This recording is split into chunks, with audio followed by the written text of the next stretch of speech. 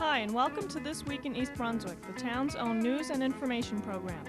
Our holiday coverage of East Brunswick schools continues with the Chittick School musical, Worlds of Our Past, and scenes from A Christmas Carol at Hammersholt, where Dickens' characters came alive last week.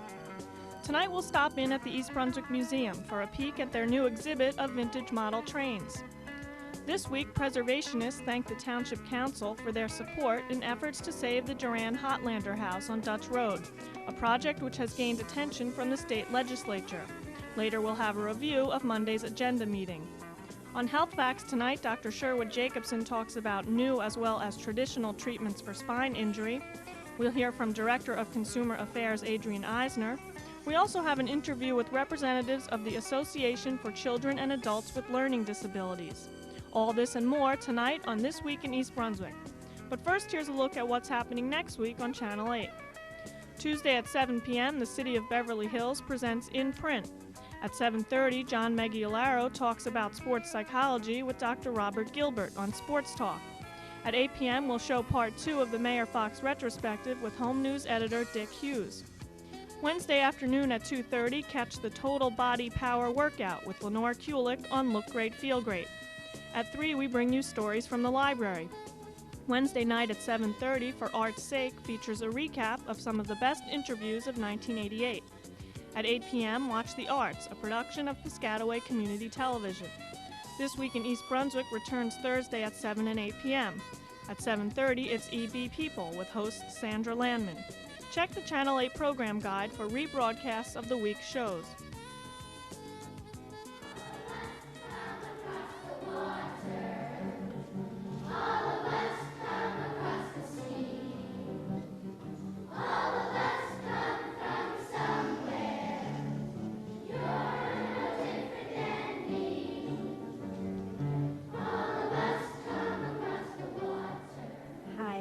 Fisher. I'm the information officer for the school system.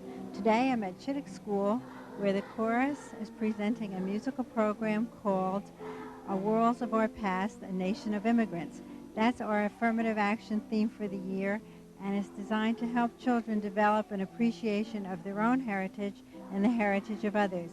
The music teacher here who has directed this show is Mrs. Lucia Chamadiz.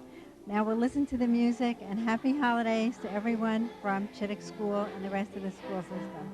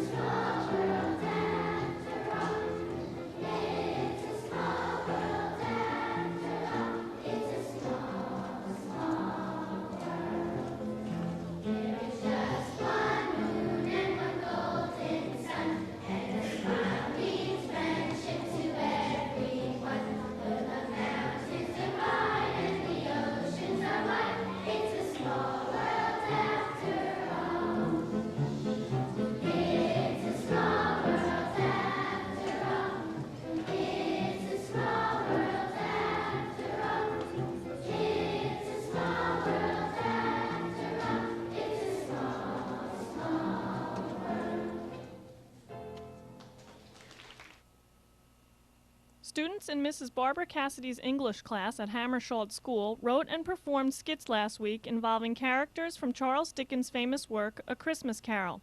Students staged an interview with the author and with Ebenezer Scrooge and adapted different scenes from the story. School's information officer Amy Fisher was there. She talked to Barbara Cassidy about the project.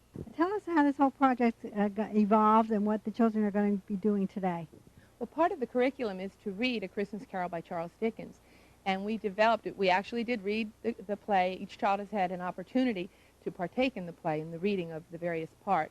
And then we decided we'd like to do more than that. And so we developed various projects. I gave them a list of some ideas as springboards, but I said if they could come up with something of their own that they would like to work on, that was perfectly acceptable with prior approval. And they have, and their projects are superior. They're excellent.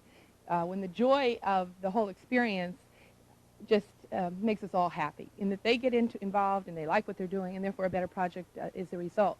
We've had children who have come in with VCR tapes that they've made. We've had new endings to the play written, a lot of creative writing, some wonderful projects. And today, the culmination is I'm taping also for my class so that all of the students can see various scenes and skits that these students have worked up, exemplifying A Christmas Carol.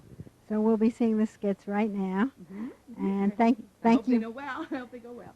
Thank you for inviting us, for being here, and happy holidays from Hammersholt School. Thank you.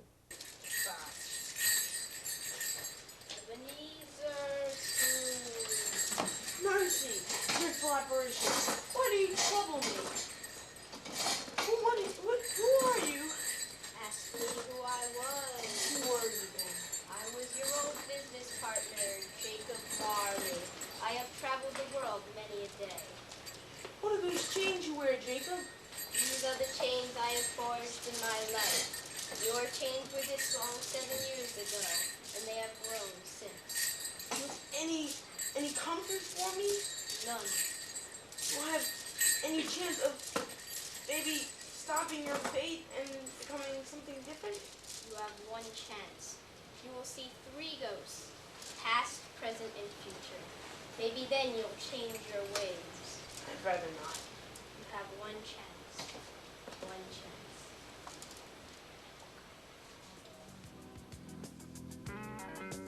A reception for visitors to the East Brunswick Museum Sunday officially opened the new exhibit of vintage model trains.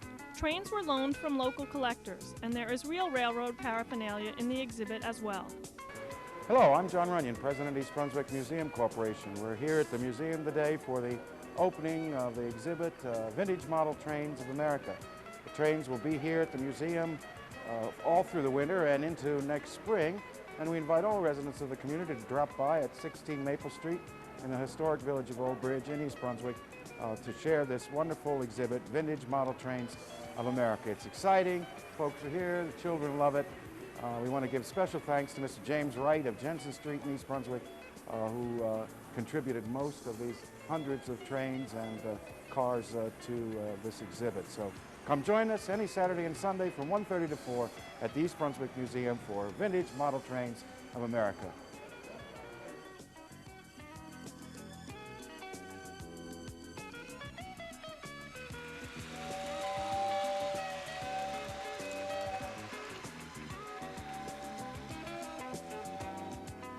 Hello, I'm Terry Kavanaugh, President of the New Jersey ACLD, the Association for Children and Adults with Learning Disabilities. ACLD is part of a national organization, nonprofit, dedicated to the furtherance of legislation, information, and resources for our learning disabled population. We are a volunteer group of parents and professionals in the field of learning disabilities. This problem affects over 25% of our population, and yet it still goes undiagnosed and untreated in many, many cases. New Jersey has 11 chapters throughout the state, with the need for many more chapters still to come and still forming. It is intended not to supplant the services provided by the schools, but rather to enhance these services, to ensure that proper services are being given, and to provide emotional and educational support for the parent. Because learning disabilities is a lifelong, chronic condition, it runs the gamut from preschool age throughout adulthood. The chapters provide a variety of services according to what's needed in their particular area.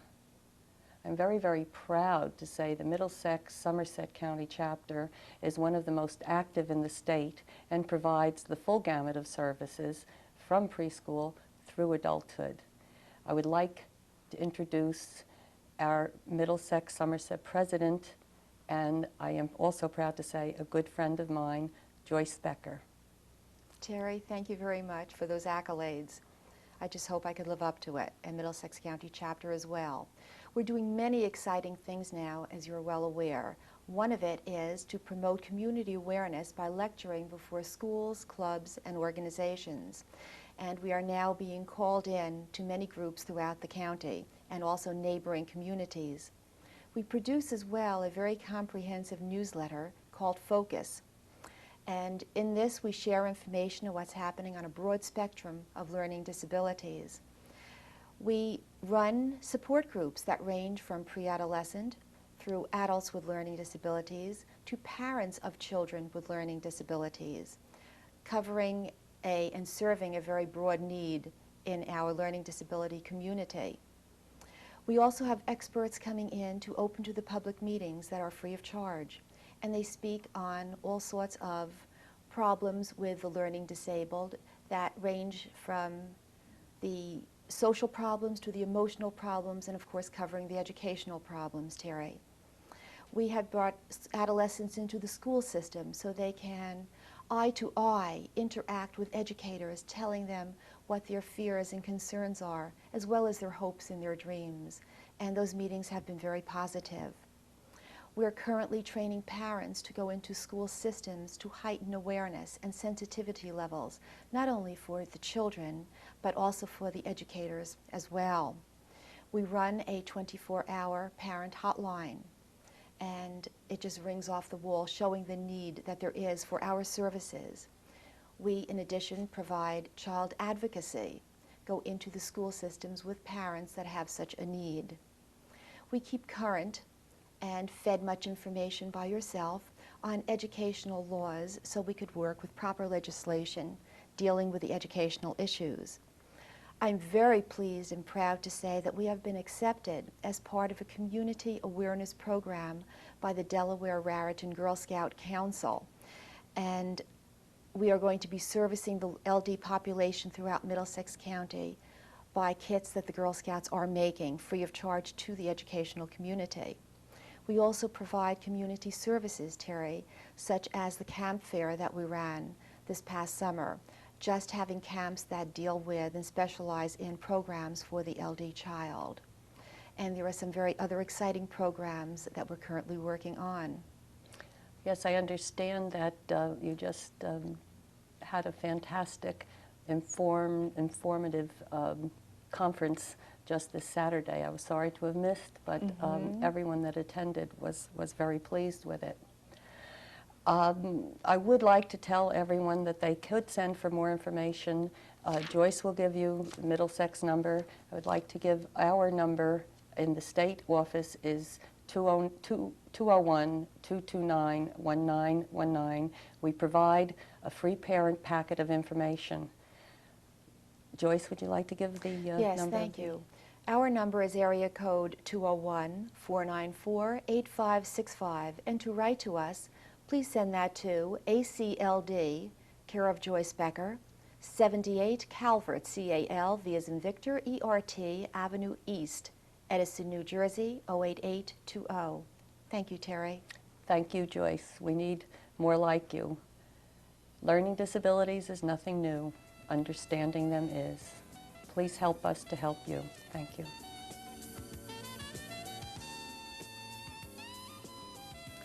This is Dr. Sherwood Jacobson.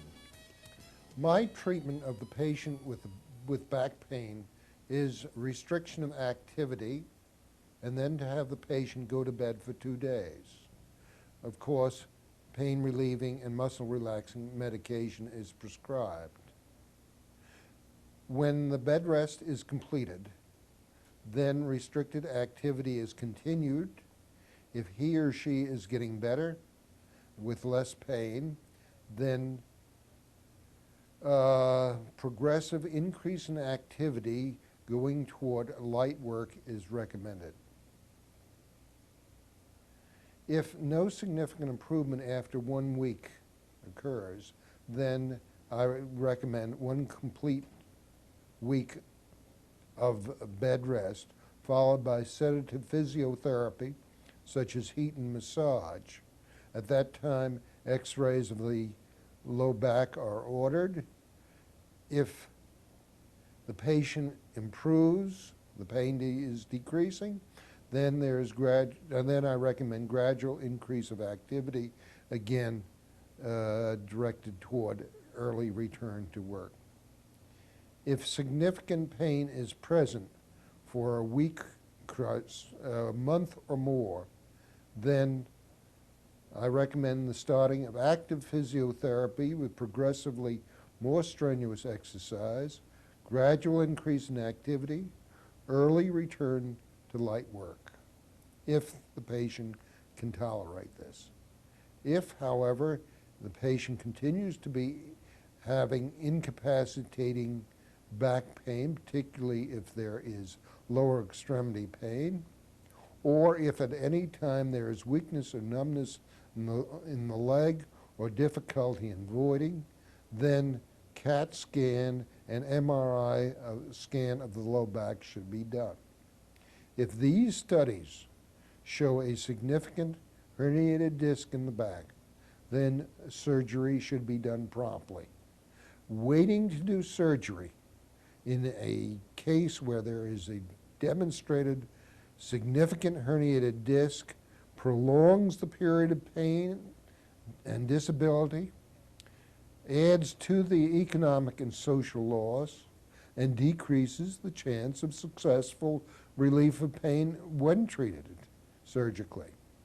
This is because as time passes, the disc herniation is scarred in place. Also, there are postural changes in the back due to spasm of the muscle with changes in the joints and supporting element. There's also loss of general physical condition. And very important is the exhaustion of psychological, social, and economic reserves. Studies have shown that the longer surgery is delayed, the less likely the patient is to return to work. If the patient is out of work for 6 months, the chances are only 50% that he will ever return to work. If the patient is out of work for 12 months, the chances are 3/4, 75%, that he will never again return to work. This is Dr. Sherwood Jacobson, and this is Health Facts.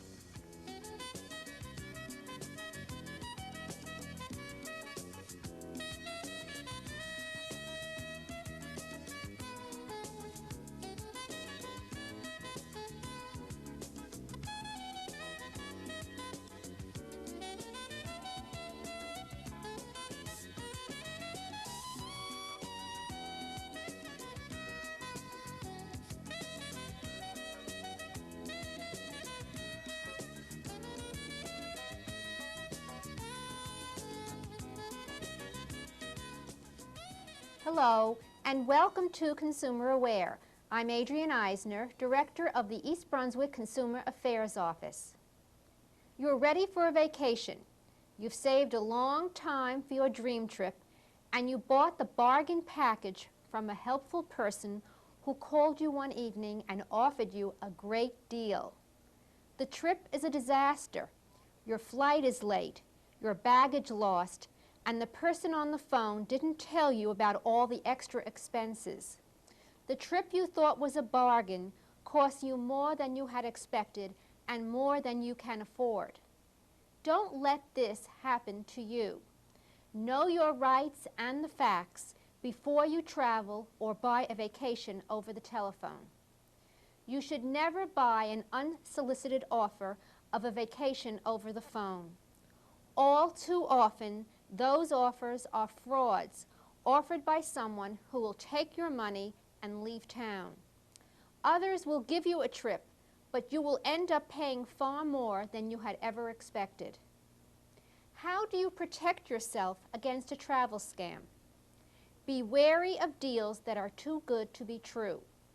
Businesses are out to make money, and none give away items of significant value.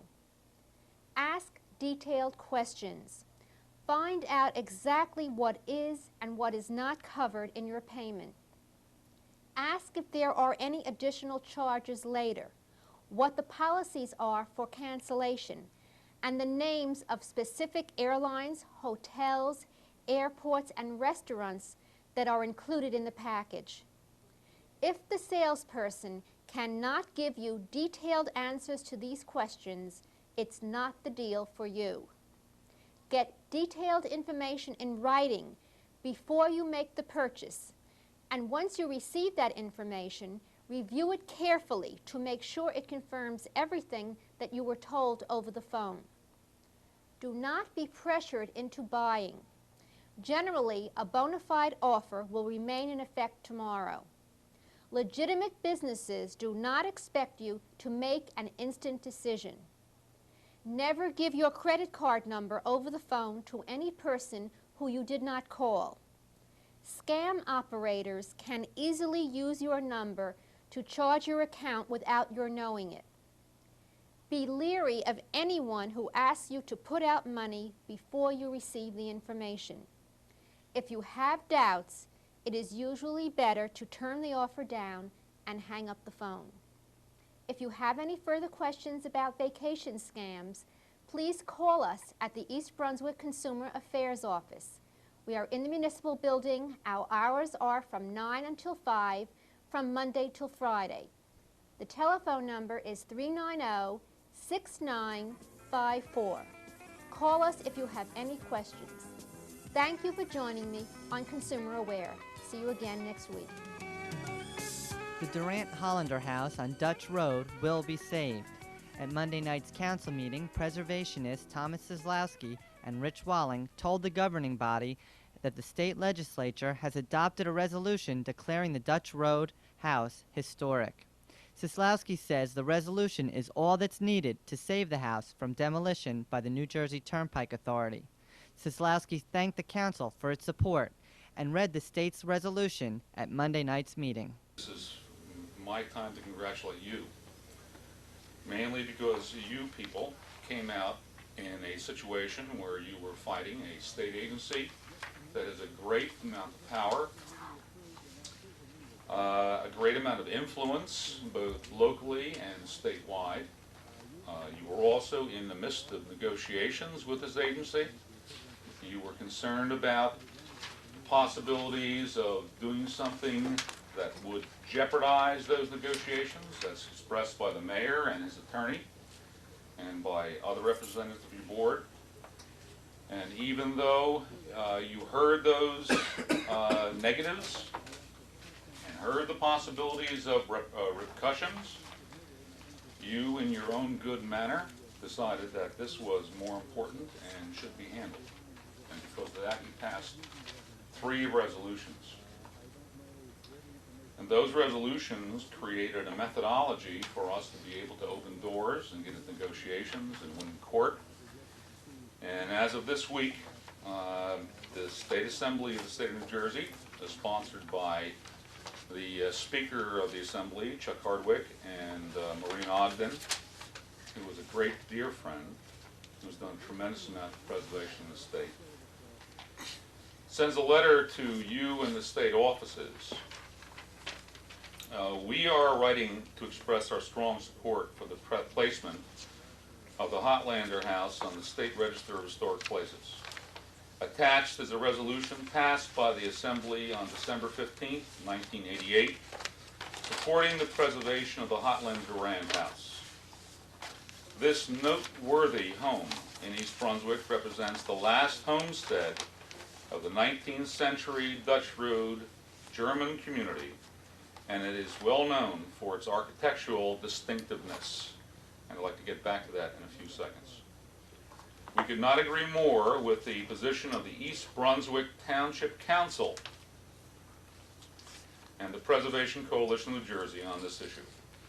Both have passed resolutions supporting the preservation of this unique home. Thank you in advance for your consideration of this matter. We must do all we can in New Jersey to preserve our heritage for our future. Sincerely, truly yours, Chuck Hardwick, Speaker of the Assembly, and Marie Ogden, Assemblywoman. Sislowski added that new architectural studies have classified the house as a German vernacular structure. He told the council the now poorly maintained Durant Hollander House is a historical gem. Also Monday, plans for the council's reorganization were discussed. At the January 2nd meeting, Councilman Jackson Agra will be inaugurated as mayor, ending Democratic Mayor William Fox's 13-year reign. Irving Sporn and Ira Oskowski will be sworn in as council members, and Council President Russell Walker will end his term. However, Sinagra's former seat on the council will have to be filled. The council will select a colleague from a maximum of 3 recommendations from the county's Republican committee. That's all for now. Thanks for watching.